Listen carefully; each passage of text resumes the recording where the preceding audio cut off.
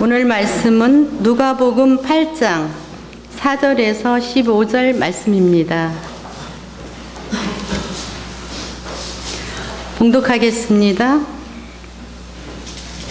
각 동네 사람들이 예수께로 나와 큰 무리를 이루니 예수께서 비유로 말씀하시되 씨를 뿌리는 자가 그 씨를 뿌리러 나가서 뿌릴새 더러는 길가에 떨어지매 밟히며 공중의 새들이 먹어버렸고 더러는 바위 위에 떨어지매 싹이 나다가 습기가 없으므로 말랐고 더러는 가시떨기 속에 떨어지매 가시가 함께 자라서 기운을 막았고 더러는 좋은 땅에 떨어지매 나서 100배의 결실을 하였느니라. 이 말씀을 하시고 일치시되 들을 귀 있는 자들은 들을지어다. 제자들이 이 비유의 뜻을 물으니 이르시되 하나님 나라의 비밀을 아는 것이 너희에게는 허락되었으나 다른 사람에게는 비유로 하나니 이는 그들로 보아도 보지 못하고 들어도 깨닫지 못하게 하려 함이라.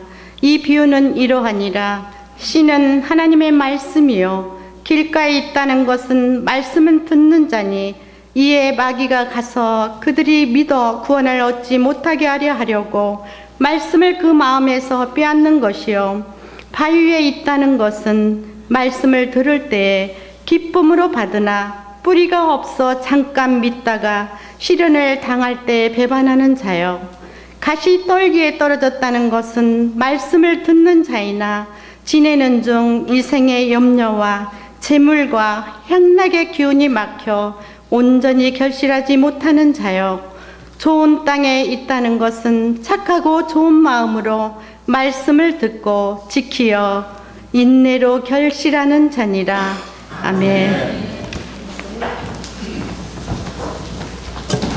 어쩜 목소리가 그렇게 예쁘세요. 지난 주일에 유 목사님께서 설교하시면서 하나님의 은혜를 경험하여 누린 깊은 감사의 내용을 종이에 적어서 간증해보라 이렇게 하셨어요. 그때 여러분들이 아멘 하시는 모습을 제가 보았습니다. 어떻게 종이에 한 주간 적어 보셨나요?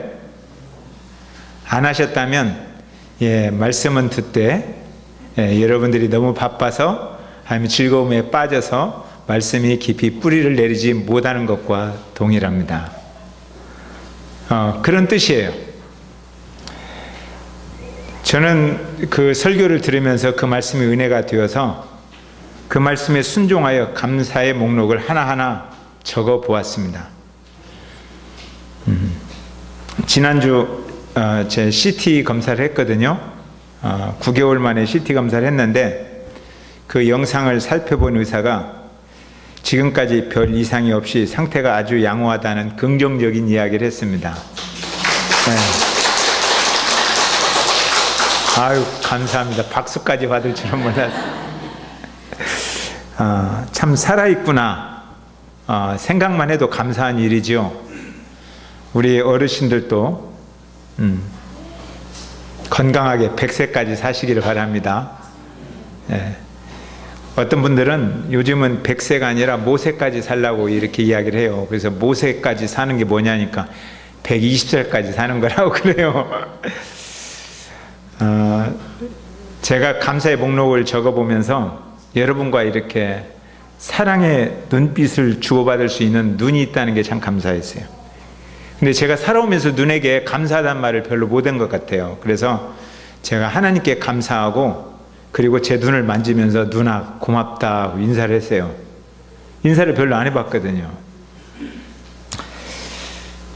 그리고 하나님의 말씀을 설교할 수 있는 지성과 입이 있어서 감사했습니다. 그런데 제가 하나님께 감사하고 입에도 감사한 적이 별로 없었어요. 그래서 제가 입을 만지면서 머리를 만지면서 생각할 수 있고 말할 수 있다는 게 얼마나 감사한지 입아 고맙다. 그리고 제가 인사를 했습니다. 여러분과 함께 마주잡고 용기를 전달할 수 있는 이 손이 있다는 것이 감사하고 또 희망을 향하여 여러분과 함께 걸을 수 있는 발이 있어서 감사합니다. 그래서 제가 이번 주에 손을 쓰다듬으면서 발을 쓰다듬으면서 고맙다 손아, 고맙다 발아, 그런 인사를 드렸어요. 그리고 지난 60년 동안 정말 한 번도 쉬지 않고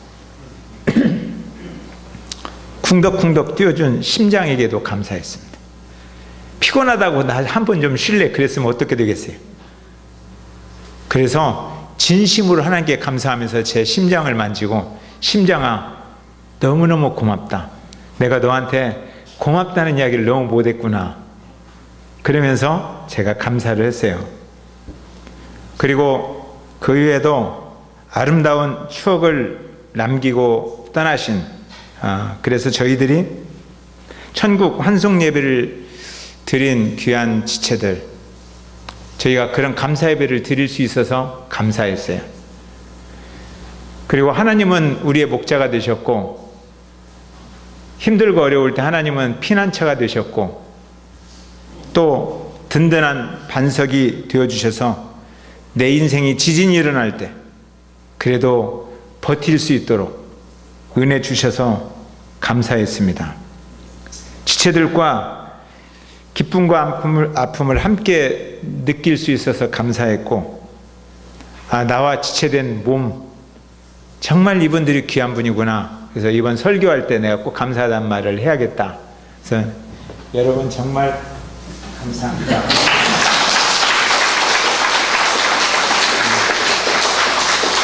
오늘 제가 박수를 여러 번 받는데, 정말 여러분과 지체가 되어서 같이 산다는 것이 얼마나 고맙고 감사한 것인가, 이런 생각을 했습니다.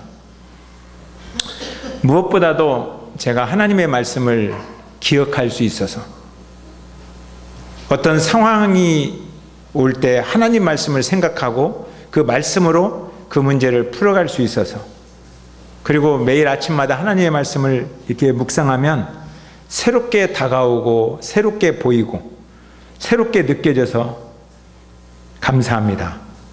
이렇게 적어보니까 100가지가 훨씬 넘더라고요. 음식점에 가서 가끔 이렇게 보면 거들어주는 그 종업원이나 수고하는 아주머니에게 감사하다고 10,000원씩 이렇게, 어떤 분은 20,000원씩 팁을 주는 모습을 제가 가끔 보았어요.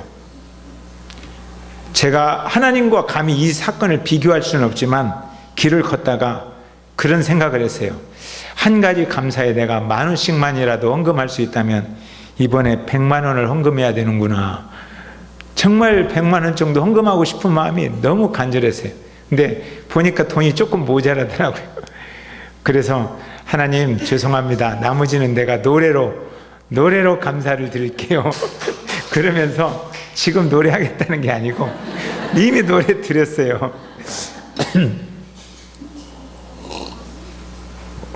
걸으면서 날 구원하신 주 감사, 주 내 곁에 계시네 하면서 노래를 불렀어요.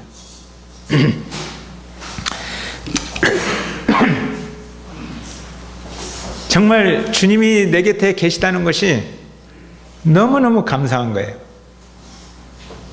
그리고 우리 모두가 정말 한 가지 감사에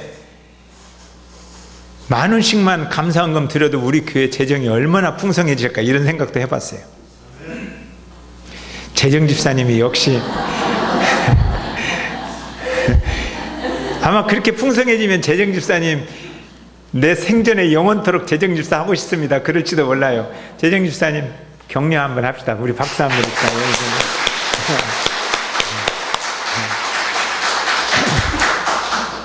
재정집사님 혹시 오늘 여러분들 너무 인색하게 드린 분은 다음 주에 헌금 더 하세요. 정말 인색하게 우리가 헌금하거나 그러지 않았으면 좋겠다는 생각을 했습니다. 그런데 이런 100가지도 넘는 감사, 이 감사 중에 가장 위대하고 가장 놀라운 감사가 뭘까? 제가 100가지 중에 그 중에 제일 빨간색으로 색칠하고 색칠하는 감사가 하나 있었습니다. 그것은 내 심장을 뛰게 하는 생명의 말씀이, 하나님의 말씀이 내 안에 있다는 거예요. 내 안에 생명의 말씀이 있구나. 매일매일 살아있는 이 생명의 말씀이 제 영혼을 일으키고 있구나. 살아서 운동력을 행사하고 계시는구나, 이런 은혜가 다가왔습니다. 태초부터 있었던 이 생명의 말씀이 육신이 되어 우리 가운데 거하시고, 그 말씀이 피 흘리신 십자가 위에서 다 이루었다 이렇게 말씀하시고, 내가 다 이루지 못해서 초조하게 사는 것 같은 내 인생 속에서 끊임없이 다 이루었어, 다 이루었어, 다 이루었어 이렇게 말씀해 주시는 그 주님이 지금 내 안에 계십니다. 좌우의 나리선 검처럼 예리하게 내 영과 혼과 및 관절과 골수를 찔러 쪼개면서 나의 인생을 흔들어서 모난 부분을 다듬어 주시고 저를 새롭게 창조해 주십니다.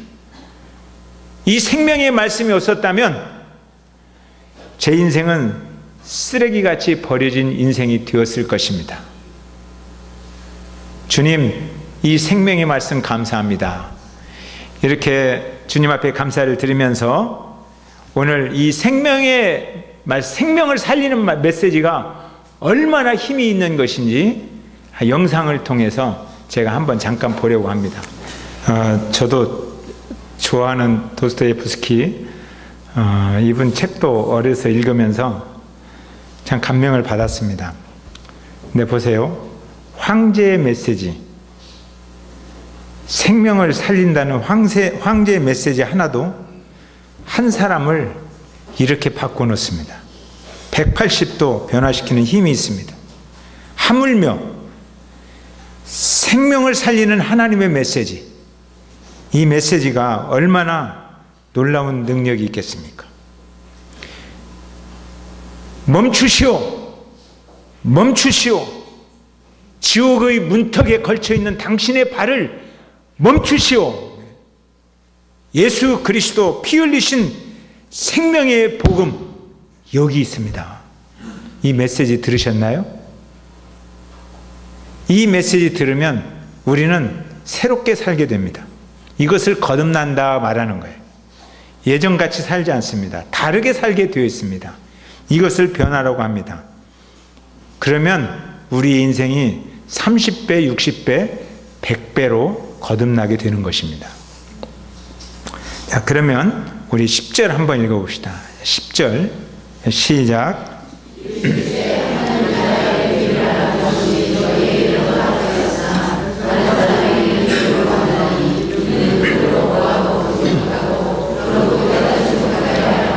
아멘. 제가 예전에는 이 내용을 읽으면서 길가, 바위, 가시떨기 이쪽에 초점을 많이 맞췄어요. 그런데 설교 준비하면서 읽다가 이 10절 말씀 보면서 전율을 느꼈어요. 이르시되 하나님 나라의 비밀을 아는 것이 너희에게 허락되었으나, 하나님 나라의 비밀을 아는 것이 내게 허락되었구나. 이 순간 막 가슴이 뛰더라고. 맞아요, 하나님. 하나님 나라의 비밀을 아는 것이 내게 허락되었습니다. 우리 지체는 그런 사람들입니다. 세상에는, 우리 주변에는 보아도 보지 못하고 들어도 깨닫지 못하는 사람들이 얼마나 많은지 모릅니다. 자기 것으로 꽉 굳어져 가지고 아무리 말해도 못 깨달아요. 듣지를 못해요. 그런데 우리들은 하나님 나라의 비밀을 아는 자로 허락이 되었습니다. 그래서 그 하나님 나라의 비밀을 아는 자들이 서로 눈을 마주치고 서로 간에 말씀을 나누면 귀가 열리고 영적인 눈이 열리고 새로 하나님 나라를 계속 깨달아가는 거예요. 이것이 우리에게 임한 복 중의 복인 줄로 믿습니다. 하나님 나라의 비밀을 아는 것은 오늘 본문 말씀대로 생명의 씨앗으로부터 시작됩니다. 하나님 나라를 알리는 생명의 씨앗이 이 땅에 떨어졌어요. 길가에도 떨어졌고 바위 위에도 떨어졌고 그리고 가시떨기 속에도 떨어졌어요. 그런데 열매를 맺지 못합니다. 좋은 땅에 떨어졌어요. 뿌리를 깊이 내리고 잘 자라서 100배의 열매를 주렁주렁 맺었습니다. 이 이야기를 여러분 설교 몇 번 들으셨죠? 예, 우리는 잘 아는 내용입니다. 씨앗은 하나님의 생명의 말씀이에요. 그리고 땅은 말씀을 듣는 우리들의 마음이에요.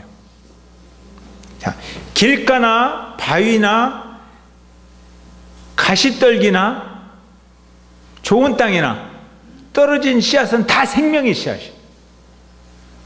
그러니까 씨앗에 문제가 있는 게 아니라 땅에 문제가 있어요. 똑같이 생명이 떨어졌는데 어떠한 땅이냐? 이것 때문에 인생의 변화가 달라져요. 여러분들은 어떠한 땅이에요? 성경은 그걸 묻고 있는 거예요. 씨앗은 떨어졌는데 여러분들은 어떠한 땅이냐? 라고 오늘 누가는 묻고 있어요.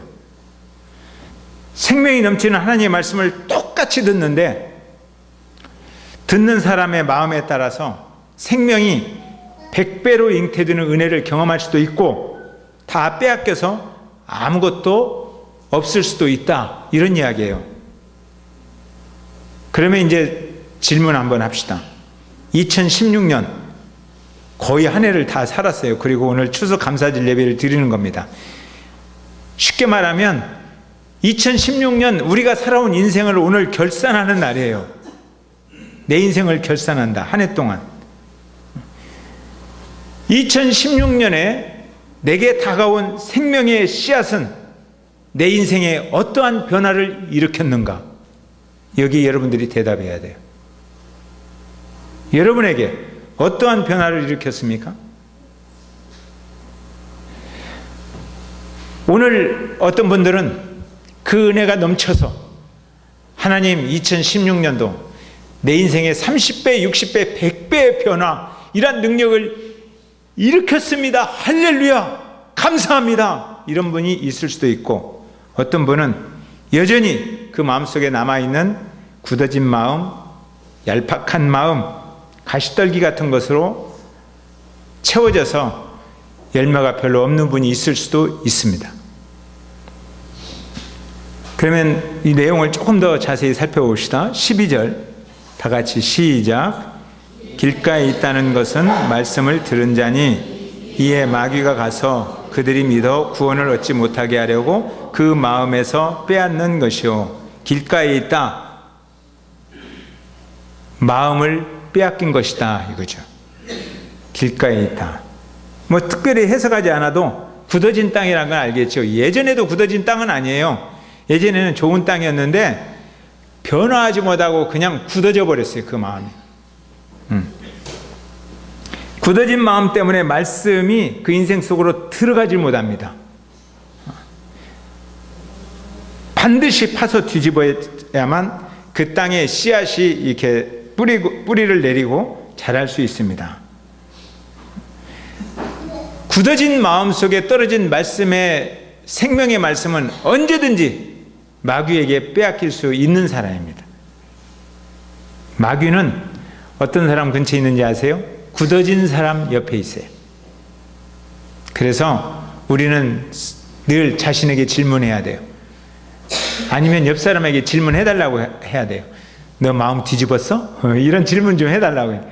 그래야 놀래가지고 뒤집어야지. 옆 사람한테 한번 질문해 주세요. 말씀 뒤집었어? 마음 뒤집었어? 마음을 뒤집고 삽시다.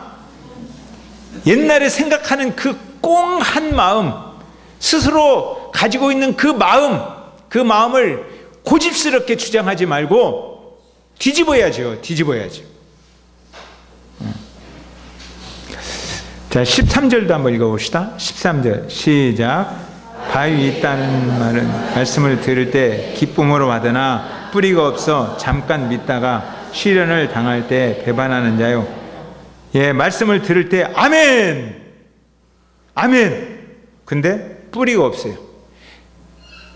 뭐 멀리 갈 것도 없어요. 지난주에 아멘! 했는데 이번 주에 아멘 한 것을 내 삶으로 표현을 하나도 안 했어요. 뿌리가 없어요. 제가 그랬죠? 종이에 유목사님이 감사를 적어보라! 아멘! 했는데 하나도 안 적었어. 아멘 했는데 기쁨은 잠깐이에요. 영향을 미치지 못해요. 말씀이.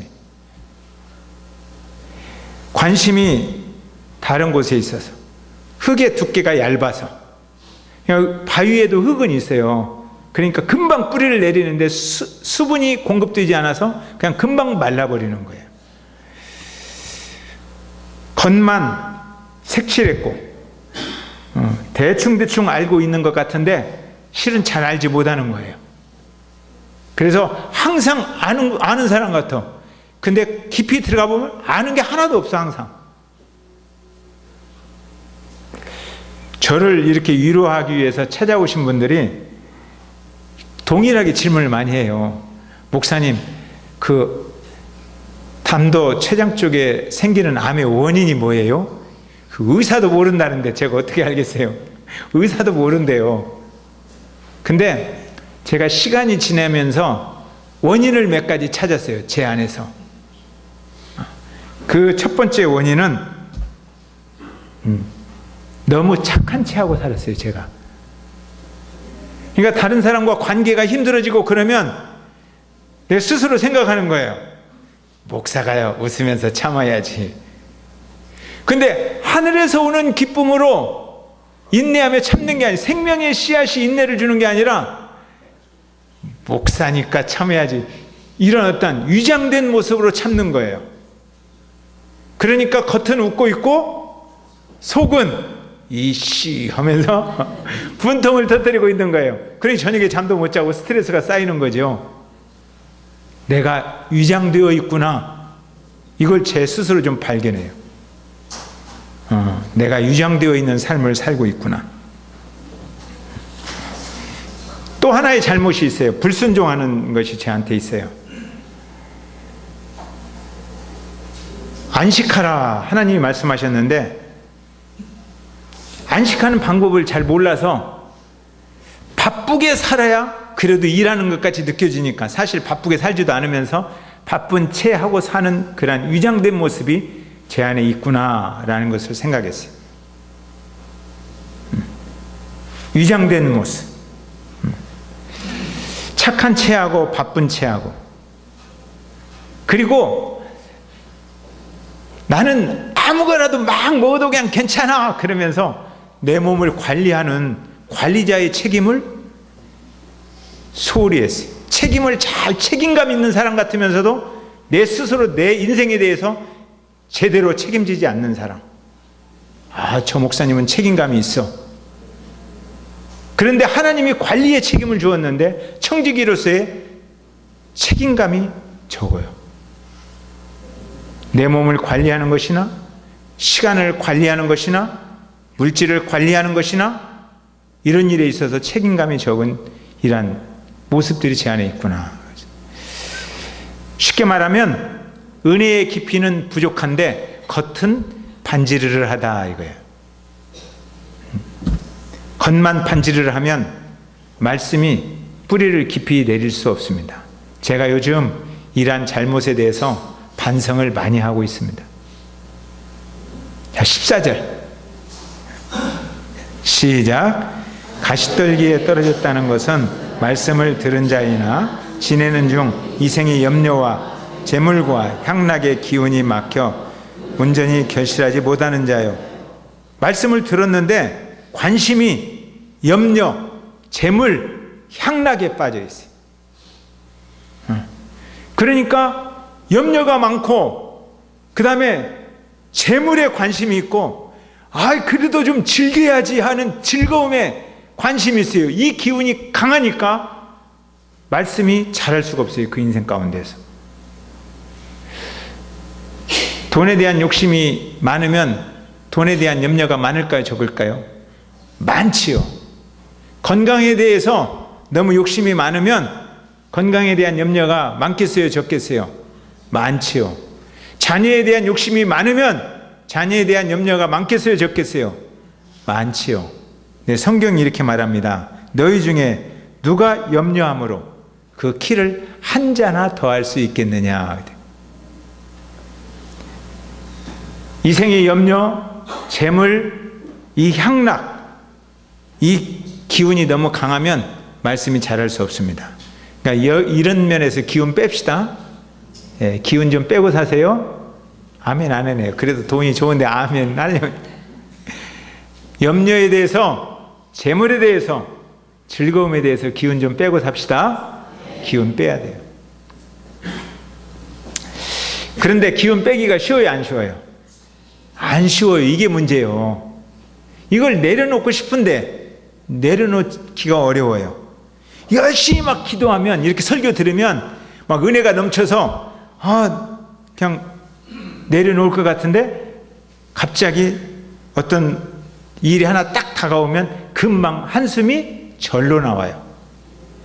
기쁨이 교회로부터 나와야 되는데 한숨이 절로 나오는 거예요. 왜 절로 나와요? 그래도 눈치 못 챈 사람도 있긴 있네. 근데 제가 놀라운 경험을 했어요. 제가 이렇게 암으로 이렇게 혼자 같이 암하고 동행하면서 생명을 내려놨어요. 정말 생명을 내려놨어요. 예수님보다 더 많이 살았는데 제가 그렇게 생각했어요. 예수님도 다 이뤘다고 하는데 내가 뭘 더 이루려고 이렇게 목매서 이렇게 살려고 하는가. 예수님과 동행하며 하나님의 은혜로 그냥 즐겁게 하루하루 살아가야지, 이렇게 생명을 내려놨어요. 생명을 내려놓으니까 다른 욕심들이 다 사라져 버리는 거예요. 그러니까 모든 염려는 궁극적으로 생명의 문제다. 생명을 주님께 맡기면 다른 염려는 사라진다. 제가 요즘 그런 고백을 해요.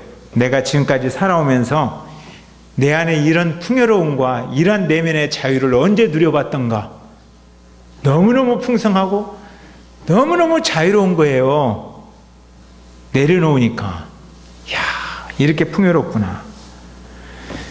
그러다 보니까 무슨 생각까지 드느냐. 하나님이 내게 암을 주셔서 내 인생을 이렇게 풍요롭게 하셨고 이렇게 자유롭게 하셨다면 암이 빨리 나으면 안 되겠는데 암이 그냥 나와 함께 있으면서 계속 나의 풍요로움과 자유로움을 주었으면 좋겠는데, 그래서 정말 제가 암을 빨리 나아야겠다 이런 생각을 하는 게 아니라 암과 동행해야겠다 이런 생각을 합니다. 동행하자. 고난은 하나님의 시각으로 보면 하나님과 연애하는 시간입니다. 어제 유방암으로 이제 그저께 수술해서 어제 서울대학병원에 있는 분을 제가 신방을 갔어요. 그리고 그분의 손을 잡고 그렇게 기도했어요. 하나님 아버지, 드디어 당신의 딸이 하나님과 연애를 시작했습니다. 그랬더니 가슴 뭉클한 그런 고백을 하더라고요. 저는 지금 하나님과 깊은 연애를 하고 있습니다. 연애하니까 염려가 없어지는 거예요. 하나님과 연애하는 인생이 되시기를 바랍니다. 15절 시작.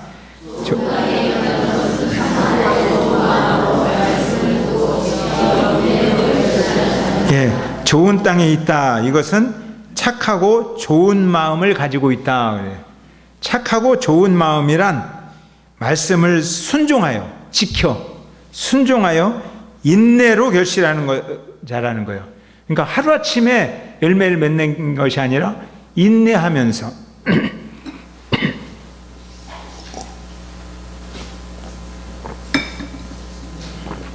여러분들이 착하고 좋은 마음을 가졌으면 좋겠습니다. 그래서 한번 옆사람 격려해 주세요. 형제는, 집사님은 착하고 좋은 마음을 가지신 분이에요. 자.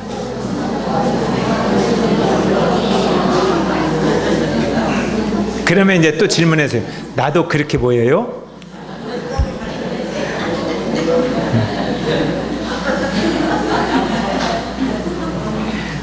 한 번만 순종하는 것이 아니라 인내를 가지고 오랫동안 순종하는 거예요. 아까 영상에서 봤죠? 그분이 변화되었을 때 그 5분을 기억하면서 평생 동안 5분처럼 사는 거예요. 성경은 그렇게 말합니다. 날마다 자기 십자가를 지고 날마다 주님의 음성을 듣는 거예요. 멈추시오 지옥의 문턱에서 걸친 그 발을 멈추고 피 흘리신 예수 그리스도의 생명의 복음, 십자가의 복음을 보세요. 여기 있습니다. 이 생명의 말씀을 날마다 묵상하는 거예요. 인내로. 그러면 뿌리를 깊이 내리는 것입니다. 저를 사랑하는 분들이 암에 좋다는 음식을 엄청 많이 소개를 해요. 제가 그 음식을 다 먹었더라면 배 터져 죽었을 거예요. 막 저희 고모님도 알로에 먹었어? 알로에 안 먹었으면 죽어. 아침 저녁으로 막 전화를 해요. 전화 오면 또 알로에 이야기 하시겠군. 알로에. 그런데요, 아세요? 어제 그 유방암 걸렸다는 그분이 왜 갔냐면 편백나무 숲에서 암 환자들을 돕는 분이에요. 가지고 저한테 그 편백나무 숲에 와서 치유하라고 오면 공짜로 집을 내주겠다고 그렇게 말씀하신 분이에요. 그런 분도 병에 걸려요. 지리산 산 그 공기 좋은 곳에서 유기농만 먹고 사시는 분 중에서도 암 환자가 있어요. 그러니까 공기 좋은 곳에서 살아서 좋은 거 먹어서 암에서 나았다. 안 그럴 수도 있어요. 그리고 저는 뭘 먹어서 나았다 이런 간증을 하고 싶지 않아요. 그렇다고 제가 먹는 것을 소홀히 하는 것은 아닙니다. 먹는 것을 소중하게 생각하지만 정말 제가 중요하게 꼬박꼬박 챙겨 먹는 음식이 한 가지 있어요. 정말 중요하게. 이 음식이 나를 살렸다. 제가 암에 대해서 지금 정리하고 있어요. 책으로도 정리하고 있어요. 그리고 누군가 이제 암 환자들을 도와줄 유익한 일을 하기 위해서 제가 정리하는 게 있어요. 그 정리하는 내용의 핵심이 이 음식이 나를 살렸다 하는 그 음식이에요. 너무너무 귀하고 너무너무 달콤하고 너무너무 생기가 있는 음식입니다. 이 음식이 지금 저를 살리고 있고 제 내면을 새롭게 하고 있고 자유를 주고 있습니다. 이 음식이 생명의 말씀이에요. 정말입니다.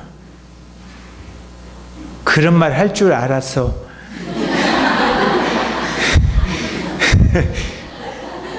그게 아니라 진짜라니까요. 진짜. 이 생명의 말씀이 저에게 항상 기뻐하라는 그런 마음을 일으켜주는 거예요. 항상 기뻐할 수 있습니까? 잘 안 돼요. 항상 기뻐하라, 쉬지 말고 기도하라, 범사에 감사하라 해보세요. 저도 잘 안 돼요. 위장할 뿐이에요. 그런데 생명의 말씀이 들어오면 기쁨이 일어나요. 생명의 말씀이 들어오면 하나님께 기도하고 싶어져요. 생명의 말씀이 들어오면 범사에 100가지라도 감사하고 싶은 마음이 일어나는 거예요. 이 생명의 말씀이 인생을 살리는 것입니다. 이것이 나의 간증이요, 이것이 나의 찬송인 거예요. 이 생명의 말씀. 오늘 여러분에게 부탁합니다. 하나님의 말씀 앞에서 착하고 좋은 마음을 가지시기를 바랍니다. 그래서 생명의 말씀이 여러분 인생을 풍요롭게 하고 이 생명의 말씀이 단비가 되어서 성령이 내리는 단비가 되어서 여러분 인생이 변화를 일으키고, 아까 이야기했죠? 황제의 이야기만 들어도 제대로만 들으면 그렇게 살 수 없다고. 더 이상 그렇게 살 수 없어요. 지금까지 살아온 인생을 그렇게 살아갈 수가 없어요. 시베리아 감옥에서도 그는 인생을 새롭게 살 수 있어요. 정말 여러분들이 생명의 말씀을 들었다면 이전같이는 살 수 없어요. 정말 들었다면. 여러분 인생을 억누르는 고난의 발자취 속에서도 우리는 예전같이 살아갈 수가 없어요. 새롭게 살아갑니다. 이러한 열매가 여러분 인생 가운데 주렁주렁 맺히기를 기도합니다. 감사의 노래 부릅시다.